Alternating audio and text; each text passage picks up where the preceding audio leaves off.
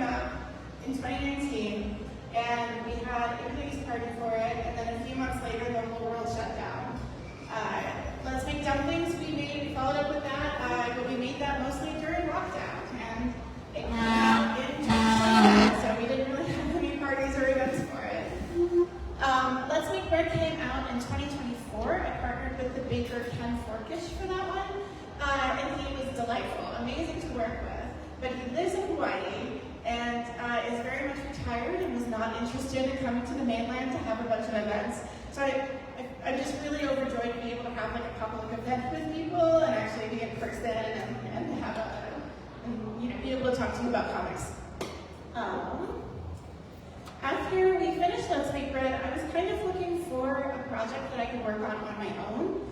I've really loved collaborating with chefs. Hugh Amano was so knowledgeable, he was so fun. He was a great guy to work with. Ken was also great to work with. But neither of these guys really know anything about comics and how to write for comics. And it's a very different format than writing for cookbooks. And so for their books, I was taking recipes that they had written in a very standard cookbook format and taking them apart and reassembling them. And I really wanted to see what it would be like to make one of these with comics in mind from the very beginning, rather than adapting the prose after the fact. Cocktails felt like a perfect subject for this. I love cocktails, I make them at home. I love the history of them, I love the stories behind each drink, I love the creativity. And often, the recipes aren't that complicated. They're usually a small handful of ingredients, some core techniques, and in some cases, the formulas for these have remained somewhat consistent for like 200 years. So I wrote a proposal to make this book as a solo project, and the publisher was okay with it, which was great. I read stacks and stacks of books for research and articles, things by experts like David Wondrich, Gary Regan, Robert Simonson, Jim Behan, Dale DeGroff, and a whole bunch of people. David Wondrich was actually amazing. He's a historian, he was originally an academic historian and then sort of came into the cocktail world. So he's able to apply these really rigorous research techniques to something as informal as cocktails. So anytime I ran into a weird question, I would end up emailing him, and he was great. He would always get right back to me with answers. He was super helpful. I ran into a bunch of conflicting stories about the origin of the Negroni specifically, and then discovered that he had written an article about this exactly, and I was like, well, he's going to be the authority, because I know he probably went to Italy and dug up the microfiche and figured this out. So I emailed him, and I was like, where can I find this article? Because it wasn't online anymore, and he just sent me his first draft. He was like, there it is. So he's great, and he also wrote a really flattering blurb for the book. But I also took lots of inspiration from bartenders that we've known at restaurants and bars around Chicago. I hired one of my bartender friends, Mark, to help me out.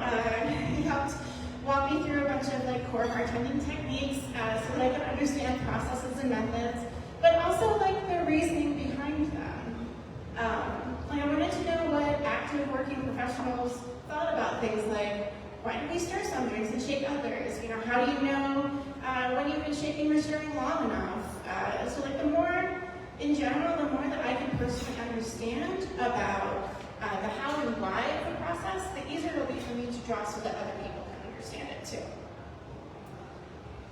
A lot of comics that I drew for my old Sawson webcomic happened because I had a question, because I was curious about something, and I feel I think that curiosity drives a lot of what I do for these books in general. Things like why isn't tequila smoky tasting as other mezcals? Or what's the difference between añejo and reposado? Or between mezcal artisanal or mezcal ancestral? I just get really interested in the question and then excited about the answer, and I want to share it.